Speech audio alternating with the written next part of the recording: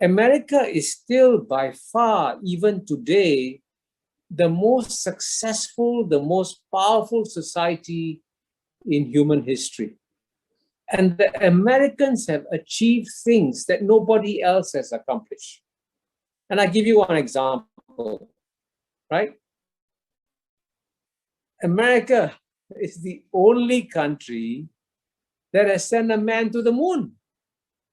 Now, they sent a man to the moon 52 years ago, 1969.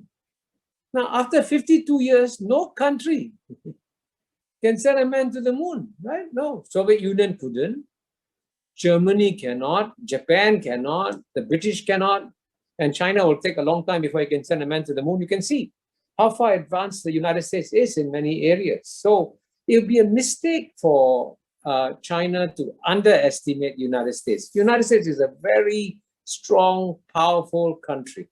We must always remember that.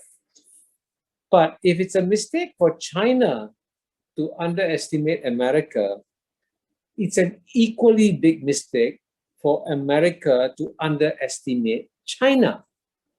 And I'll tell you why. Because, you know, the Americans see this as a contest between a democracy and a communist party system. But if you dig down and you study the American system and you study the Chinese system, actually, this has now become a contest between a plutocracy in America and a meritocracy in China, right? And if you have a contest between a plutocracy and a meritocracy can win. Now, you must be wondering, what is a plutocracy? What is a meritocracy, right? Now, a democracy is a government of the people, by the people, for the people, right? A government of the 100%, by the 100%, for the 100% of the population. But America today has functionally become a plutocracy. So what is a plutocracy? A plutocracy is a government of the 1%, by the 1%, for the 1%. So basically in America, there has been economic growth, but the economic growth is all going to the top 1%. And I'm not exaggerating. Very senior Americans have told me this. The late Paul Volcker, the head of the Fed, was a friend of mine, said America is a plutocracy. The Nobel Prize winner Joseph Stiglitz says America is a plutocracy. Martin Wolf of the Financial Times says that America is a plutocracy. And so when you have a plutocracy, what happens is that the bottom 50% in America have seen no improvement in their lives. And what is shocking is that America is the only major developed country where the average income of the bottom 50% has been stagnant or going down for 30 years. So that's shocking, you know. That's terrible. That's what's happening. And that's why America today is a very divided society. You know, in probably America today, the last time that America was as divided domestically was in the Civil War, American Civil War, 1860s, I think. That's 150, 160 years ago. But you saw what happened on January 6th this year, when Trump's supporters tried to prevent the United States Congress from electing President Joe Biden. That shows in some ways America is like a third world country, you know.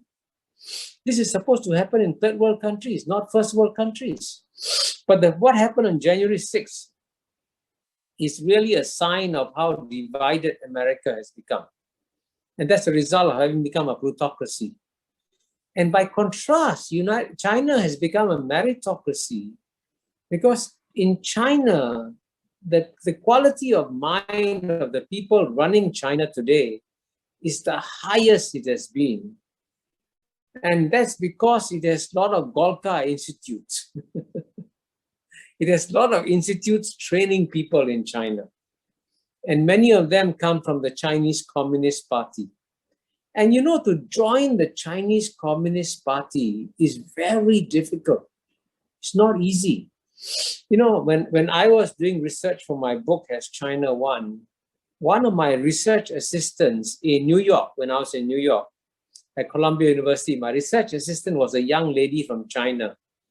And when she told me the story of her life, she said that when she graduated from high school meaning grade 12, grade 12, she was sad that she was number 2 in the whole school. So I said, what's wrong? Being number 2 in the whole school is pretty good, right? Number 2, you know. She said, oh, but you know, it's very sad because only the number 1 in the high school can join the Communist Party of China. If you're number 2, you cannot join.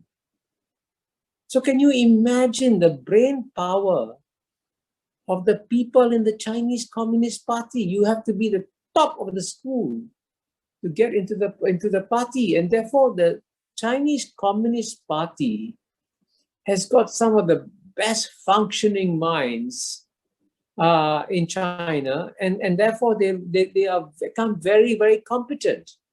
And that's why they manage COVID-19 so well.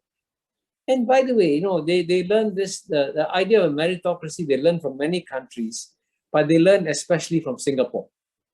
The Singapore government in some ways has the same principles of meritocracy. And so China learned from Singapore, and therefore China did very well. So you can see, therefore, that it's not so straightforward that the United States will win this contest. China has an equal chance of winning this contest too. So all this brings me to part 4 of my remarks on how do other countries react to this whole contest? How does ASEAN react? And how does Indonesia react to this US-China geopolitical contest?